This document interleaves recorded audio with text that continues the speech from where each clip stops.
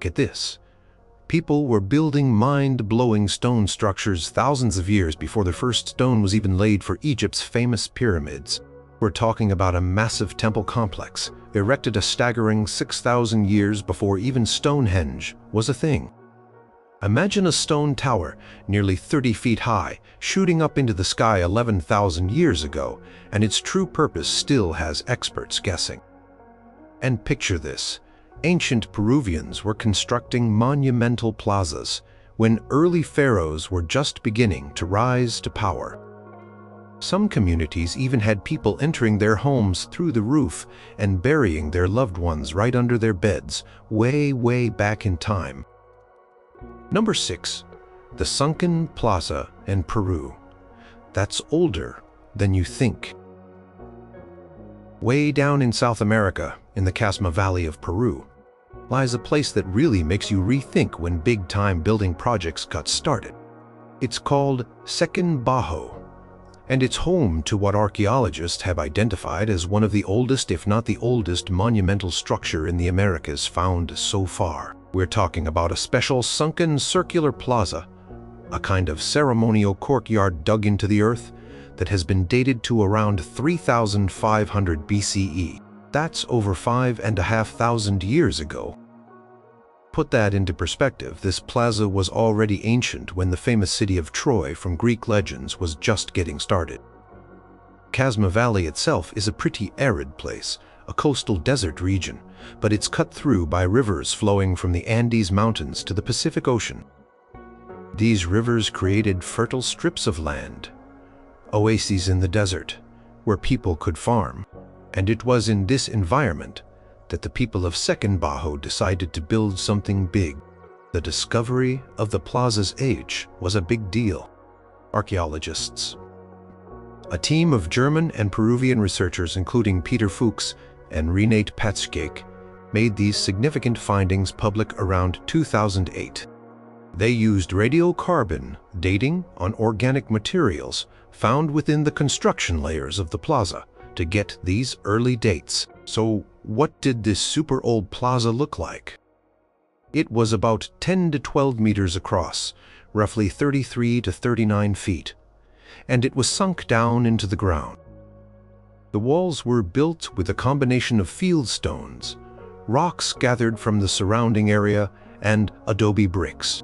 Adobe bricks are basically mud bricks made from earth, water, and often some kind of organic binder like straw that are dried in the sun. Imagine people, thousands of years ago, shaping these bricks by hand, gathering stones, and carefully constructing this circular space. It wasn't just a hole in the ground, it was a designed structure. What's even more fascinating is that Sechin Bajo wasn't just a one-hit wonder. The site shows a long history of people living there and building things, even before this particular plaza. There's evidence of occupation going back to between 4,500 and 5,000 BC. That means people were in the area for a very long time. After the circular plaza was built, the site continued to grow. Later constructions included larger rectangular plazas and platform mounds, showing that the community there kept developing and investing in these large-scale projects. Became what archaeologists call a ceremonial administrative center, a place for rituals, community gatherings, and maybe even managing the local resources or society. When you hear about ancient Peruvian art, you might think of the famous and sometimes fierce-looking stone carvings from nearby sites, like Cerro Sechin or Sechin Alto. Those sites are from a later period, around 1600 BC, and they feature dramatic reliefs of warriors, dismembered bodies, and grimacing faces. At Sechin Bajo itself, while the earliest circular plaza didn't have such elaborate carvings, some early friezes have been found. One intriguing find was an adobe relief, which means it was modeled out of wet clay and then dried. This relief depicted a figure holding what looked like a knife in one hand, and possibly a human head or a symbolic object in the other. Another carving on a stone found in a later context at the site but possibly from an early period, showed a being with large fangs and open arms, which some researchers think might represent an early deity or mythical figure. The existence of Sechin Bajo, especially that 3500 BCE sunken plaza, tells us that complex societies capable of organizing large labor forces were emerging in the Andes much earlier than previously thought. It even predates some of the initial monumental constructions of the famous Norte Chico civilization, whose main site, Caral, started its major building phase around 2600 BCE. People of Sechin Bajo clearly had a sophisticated understanding of construction techniques and a social structure that could rally people together for these big building efforts. They were shaping their world, creating spaces that had deep meaning for their community, long before many other well-known ancient civilizations even got started. It shows that the drive to build, to create something lasting and impressive, is a very old human trait, one that popped up in different parts of the world, including the coastal valleys of Peru, thousands upon thousands of years ago. Number 5. Scotland's Stone Age farmhouse. You could almost live in. Now, let's hop across the Atlantic to the wind-swept Orkney Islands off the northern coast of Scotland. Here, on the small island of Papa Westray, sits an incredible relic of the past called the Knap of Howar. What is it? Well, it's a Neolithic farmstead, and archaeologists believe it's one of the oldest preserved stone houses in all of Northern Europe. We are talking about people settling down and building these sturdy homes around 3700 BC and living in them until about 2800 BC. That means these houses were standing for nearly 1,000 years. Imagine the scene: you're on a remote Scottish island. The wind is whipping around you. The sea is crashing nearby. And yet, more than 5,700 years ago, people weren't just surviving here. They were building homes that have, remarkably, partly survived to this day. The name Knap of Howar itself is from Old Norse and means something like mound of mounds or knoll of hows, hinting that people long after knew this was a special ancient place. The site was first really noticed by William Trail, the Laird of Papa Westray, back in the 1800s when storms eroded the coastline and revealed parts of the stone structures. But it was archaeologist Anna Ritchie in the 1970s who did the thorough excavations that told us so much about it. So, what did these ancient houses look like? There are two of them, known simply as House 1 and House 2. They are rectangular buildings with rounded corners, and their walls were built using a technique called dry stone walling. This means they skillfully stacked flat stones one on top of the other without using any mortar to bind them. The walls still stand up to about 1.6 meters, over 5 feet, high in places, which is pretty amazing. Two houses are connected by a low, stone-lined passage, so you could go from one to the other without stepping outside. Very handy in a stormy Orkney winter. Inside, it's even more fascinating because there's evidence of stone furniture. Yes, stone furniture. In House 1, which was the larger of the two and likely the main living space, archaeologists found stone partitions that would have divided the room into different areas. There were stone-built cupboards, like ancient shelves, and low stone slabs that are thought to have been beds. Can you imagine sleeping on a stone bed? They probably would have covered them with bracken, heather, or animal skins to make them cozier. There was also a central hearth, a stone-lined fireplace for cooking and warmth. House 2 was a bit smaller and might have been used as a workshop or perhaps a secondary dwelling. It also had a hearth and some simple stone furnishings. What about the roof?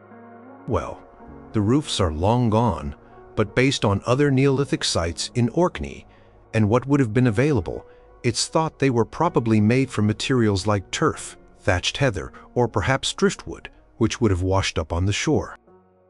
Some have even suggested whalebone might have been used in the roof structure, as whale remains have been found at similar sites. People who lived at Knap of Howar weren't just huddling in their stone houses. They were active farmers and foragers. Archaeologists have found evidence that they kept cattle, sheep, and pigs. They also grew crops like barley and wheat. Being so close to the sea, they naturally fished and gathered shellfish like limpets and winkles. Huge piles of discarded shells, called middens, were found near the houses.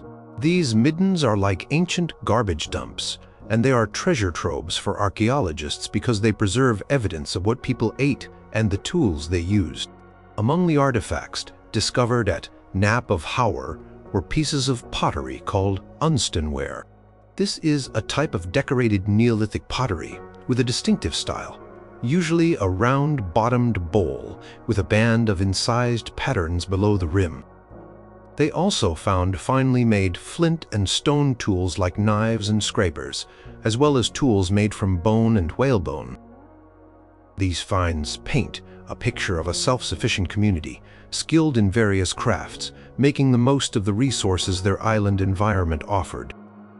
What's truly remarkable about Knap of Howar is how it connects us to the daily lives of people from so long ago.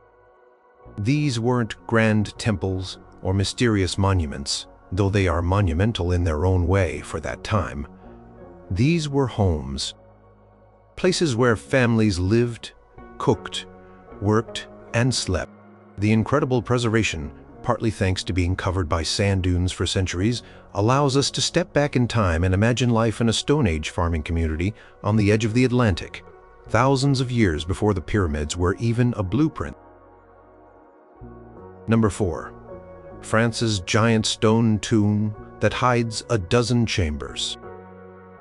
Let's journey south to the beautiful coast of Brittany in northwestern France. Here, overlooking the Bay of Morlaix, stands an enormous man-made hill of stones, known as the Cairn de Barnénes. This isn't just any pile of rocks. It's one of Europe's earliest and largest megalithic monuments. Megalithic just means made of big stones, and Barnénes is definitely big. It's a massive passage tomb, or rather a collection of passage tombs, with the earliest parts built around 4,850 BCE. That's nearly 7,000 years ago, making it older than the oldest Egyptian pyramid by more than 2 millennia. The sheer scale of Barnénes is hard to grasp. The entire structure is about 72 meters, 236 feet, long up to 25 meters, 82 feet, wide in places, and stands around 8 meters, 26 feet high. Archaeologists estimate that it's made up of about 13,000 to 14,000 tons of stone. Think about that. Thousands of tons of stone, quarried, transported, and carefully placed by people who didn't have metal tools, wheels for transport in the way we think of them, or modern machinery. It's a testament to incredible human effort and organization.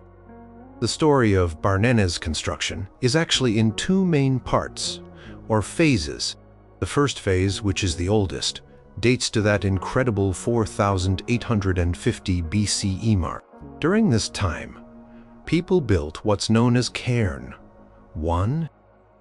This initial structure contained 5 passage tombs. Passage tomb is basically a narrow corridor built of large stones leading to 1 or more burial chambers, all covered by a huge mound of earth or stones, the cairn. Then, a bit later, around 4,500 to 4,200 BCE, a second phase of construction began. They built Cairn 2, which was even larger and was added onto the western side of the original cairn, partially enveloping it. Cairn 2 added another 6 passage tombs, bringing the total number of chambers within the entire Barnénes complex to 11. Each of these 11 tombs has its own entrance on the southern-facing side of the cairn.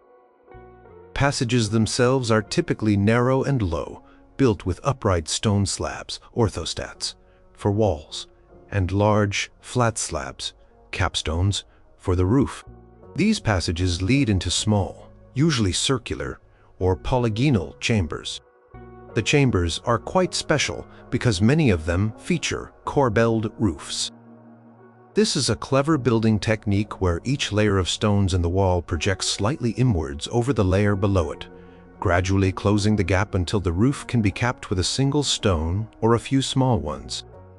It creates a kind of beehive shape inside. The stones used to build barnenes were mostly local dolerite, a hard volcanic rock, for the main structure of the cairn, and granite for many of the internal chambers and passages. Finding and moving these stones would have been a monumental task. Some of the granite slabs used inside the chambers weigh several tons. What did archaeologists find inside these ancient tombs? Over the years, excavations, particularly those in the 1950s and 1960s, which saved the monument from being destroyed by quarrying, have uncovered various artifacts. These include fragments of Neolithic pottery, beautifully polished stone axes, a hallmark of the Neolithic period, flint blades and arrowheads, and personal adornments like beads. These items were likely grave goods, objects buried with the deceased or left as offerings. Perhaps even more intriguing are the engravings found on some of the stones within the passages and chambers. These aren't elaborate pictures, but rather symbols and patterns. Archaeologists have identified depictions of axes, wavy lines that might represent serpents or water, U-shaped symbols, and other abstract motifs. The exact meaning of these symbols is lost to time, but they hint at the beliefs and artistic expressions of the people who built and used barnenes. Purpose of barnenes was clearly funerary and ritualistic. These were tombs, places to house the dead. Given the immense effort involved in their construction, it's likely that the people buried here were important individuals, or perhaps it was a communal burial site for a particular lineage or group. The act of building such a massive structure, and the rituals that would have taken place there, would have been incredibly important for the community, reinforcing social bonds and their connection to their ancestors and the land. Barnenes stands as a powerful reminder of the sophisticated societies that existed in Neolithic Europe, capable of undertaking vast construction projects long before the rise of many more famous ancient civilizations. It's a silent giant holding stories of a very distant past. Number 3. The ancient Turkish city, with rooftop doors and burials under beds. Let's head back to Turkey, but this time to a different site, one that gives us an incredible glimpse into how a whole community lived thousands of years ago. This place is called Çatalhöyük, and it's one of the largest and best preserved Neolithic and Chalcolithic, Copper Age, settlements ever discovered. We're talking about a proto-city, a kind of very early town that was bustling with people from around 7,500 BCE to 6,400 BCE. That's over 9,000 years ago at its earliest point. Çatalhöyük is located in southern Anatolia on a fertile plain. It was first discovered in the late 1950s by British archaeologist James Mellart, and his findings were astounding. Later excavations, led by Ian Hodder from the 1990s onwards, have used cutting-edge archaeological techniques to reveal even more about this fascinating place. What they uncovered was a densely packed settlement of mud brick houses, all built right up against each other, like a giant honeycomb. There were no streets or alleyways in the way we think of them. So how did people get around and into their homes? They walked across the rooftops and climbed down into their houses, through openings in the ceiling, using wooden ladders. Imagine a whole town where the roads were on the roofs. The houses themselves were remarkably similar in design. They were generally rectangular, made of sun-dried mud bricks, with wooden posts supporting the roof. Typical house had one main room which was quite large, and often one or two smaller adjoining rooms used for storage. The main room usually had platforms along the walls for sitting and sleeping, and a hearth or oven for cooking and heating, typically located on the south side of the room where the ladder entry was. The walls were plastered and often painted. One of the most striking things about Çatalhöyük is the art. People who lived here were incredibly artistic. They decorated the interior walls of their houses with vibrant murals. These paintings depict a wide range of subjects. Dramatic hunting scenes showing humans, often small and stick figure-like, tackling wild animals like bulls, stags, and boars, geometric patterns in red, black, and white, and even what some interpret as landscapes or maps. There are also famous paintings of large birds, possibly vultures, seemingly pecking at headless human bodies, which might relate to their burial practices. Speaking of burials, this is another unique aspect of Çatalhöyük. The inhabitants buried their dead inside their houses under the floors, particularly beneath the sleeping platforms. Bodies were usually placed in a flexed or fetal position. In some cases, after decomposition, the heads were removed from some skeletons, and these skulls were sometimes plastered, painted with ochre to resemble living faces, and possibly used in rituals before being reburied. This practice suggests a strong connection with ancestors, keeping them literally close to the family. Besides murals, the people of Çatalhöyük also created small figurines from clay and stone. Many of these are animal figures: bulls, leopards, sheep. Perhaps the most famous are the female figurines, often depicted as full-bodied women, sometimes shown seated on thrones flanked by felines, or in the process of giving birth.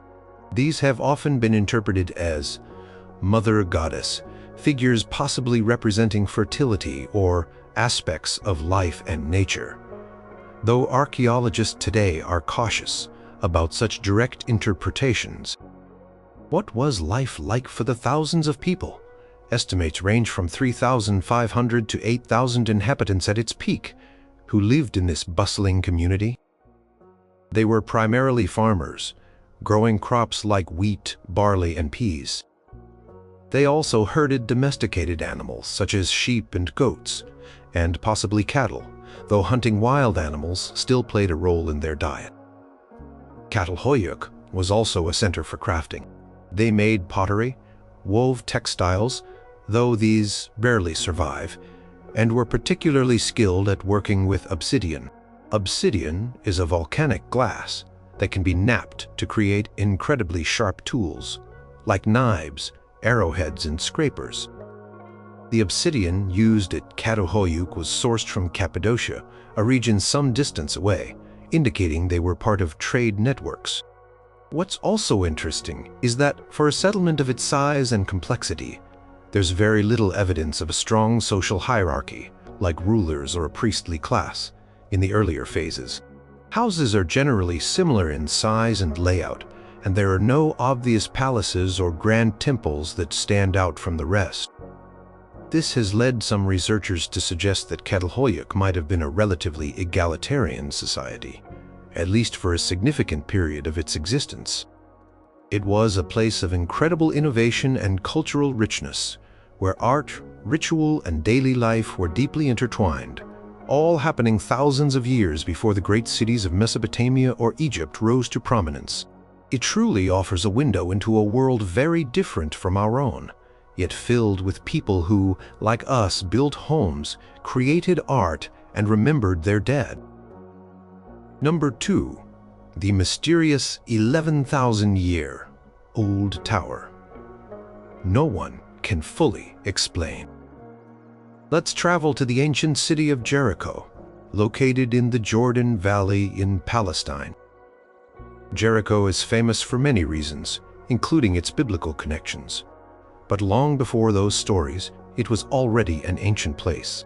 In fact, it's one of the oldest continuously inhabited settlements in the world. And within the archaeological site of Tel es Sultan, which is the ancient mound of Jericho, lies a structure that is truly baffling and incredibly old, the Tower of Jericho. This stone tower was built around 9000 BC, during a period known as the pre-pottery Neolithic. That means it's about 11,000 years old. Think about that, 11,000 years. This was a time when agriculture was just beginning, and settled communities were a new experiment for humanity. The tower was unearthed by the renowned British archaeologist Kathleen Kenyon during her excavations in the 1950s. What she and her team found was a solid, cone-shaped stone structure, standing approximately 8.5 meters, 28 feet high, and with a diameter of about 9 meters. It was built from undressed stones, meaning stones that hadn't been cut or shaped, and they were laid without any mortar to bind them. Imagine the skill and effort required to stack these stones so precisely to create such a tall and stable structure. But the tower wasn't just a solid pile of rocks. Inside, the builders had constructed a steep internal staircase with 22 steps. This staircase led from the base of the tower up towards the top, although the very top part is no longer preserved. Presence of this staircase means the tower was meant to be climbed, to be used from within, not just admired from the outside. The tower itself was also connected to a massive stone wall, about 4 meters, 13 feet, thick and possibly up to 5 meters, 16 feet high, which seems to have encircled the early settlement of Jericho. The sheer amount of labor involved in building this tower and the accompanying wall is staggering for such an early period. Archaeologists have estimated that constructing the tower alone would have taken something like 11,000 working days. For a small, early farming community, this was a massive undertaking.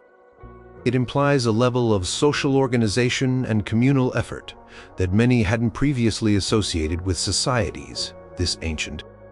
Someone or some group had to plan it, direct the labor, and motivate the community to invest so much time and energy into this project. So, the big question is, why did they build it? What was the purpose of this 11,000-year-old tower? This is where the mystery deepens, because archaeologists don't have a definitive answer. Several ideas have been proposed. One common suggestion is that it was part of a defensive system along with the town wall to protect the settlement from human enemies. Jericho was a valuable spot with a reliable spring, the Spring of Elisha, providing fresh water in an arid region, so perhaps they needed to defend their resources. Another idea is that it was for protection against natural disasters, specifically floods.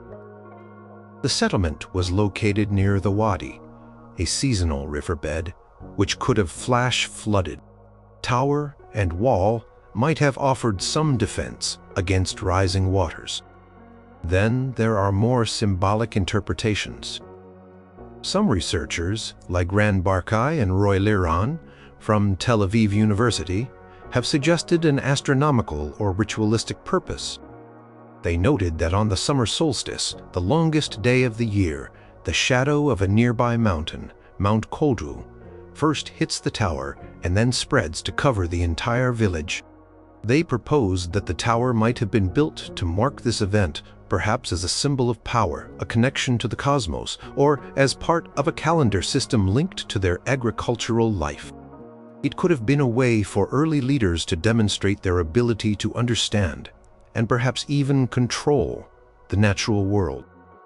The tower could also have been a social symbol, a landmark that proclaimed the strength, cohesion, and identity of the Jericho community to outsiders and to themselves. Building such an impressive structure would have been a powerful statement.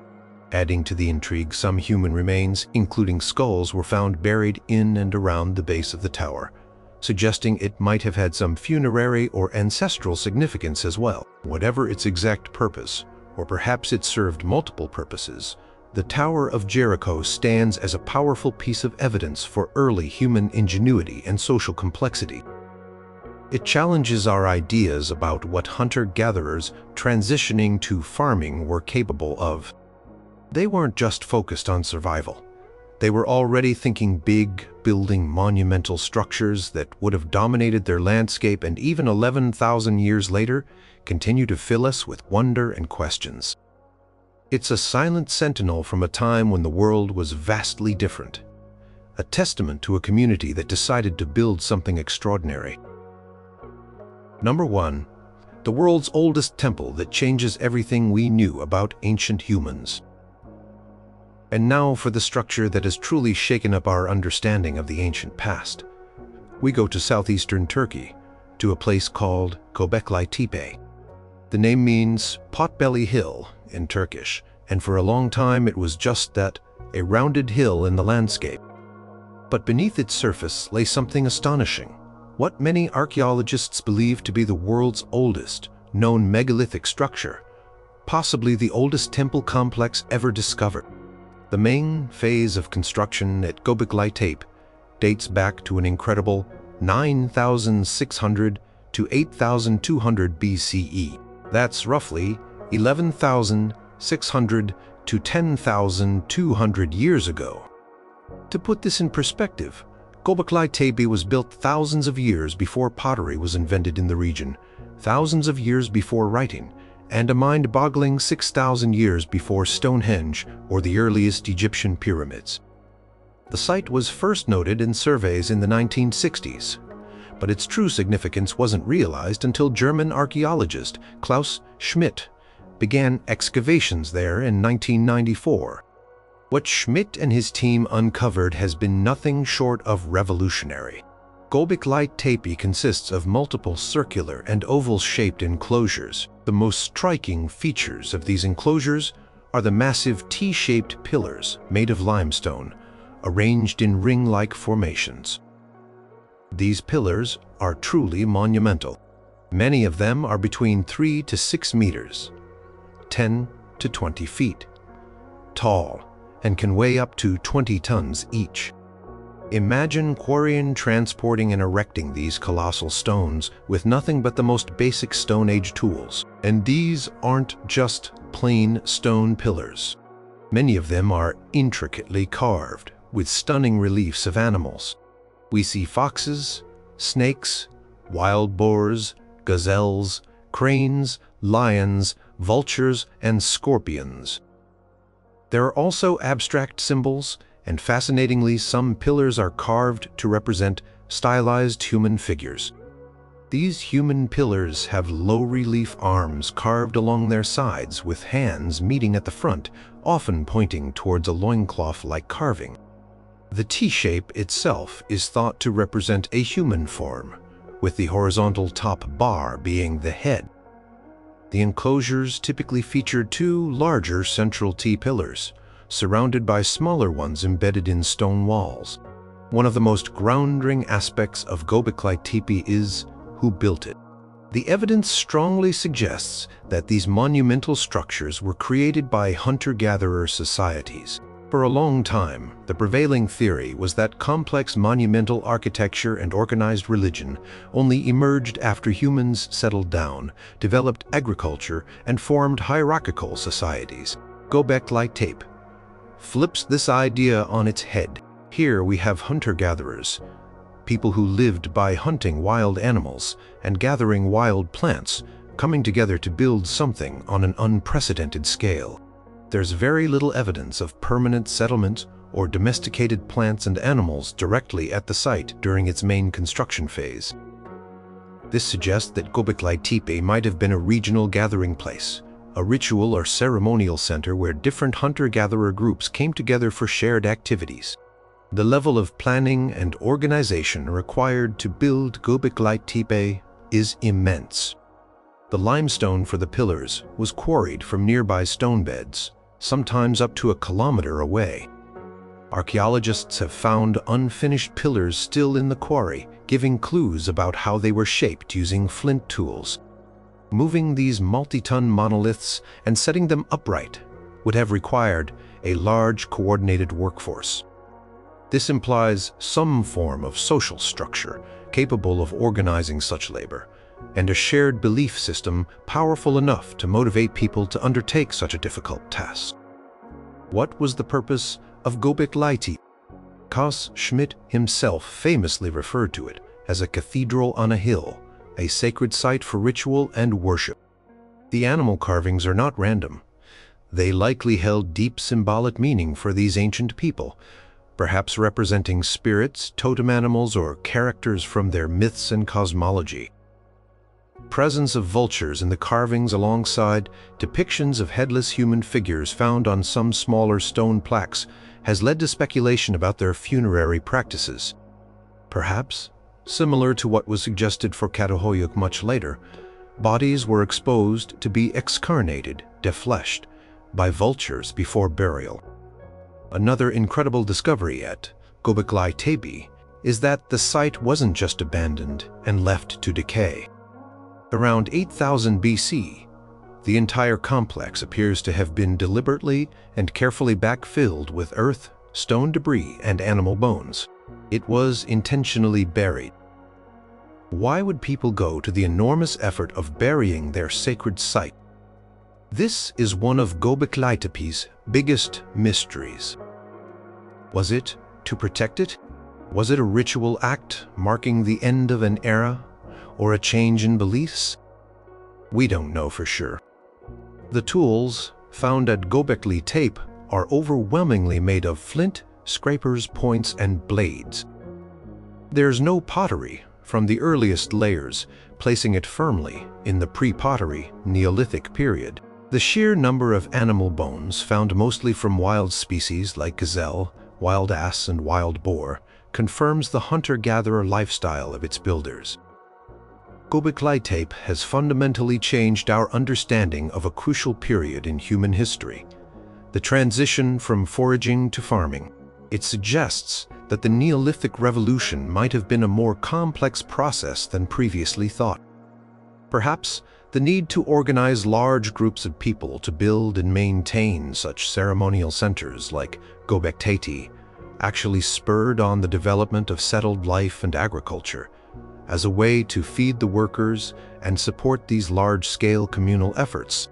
It forces us to consider that complex belief systems and the drive to create monumental expressions of those beliefs might have been a catalyst for major social and economic changes, rather than just a consequence of them.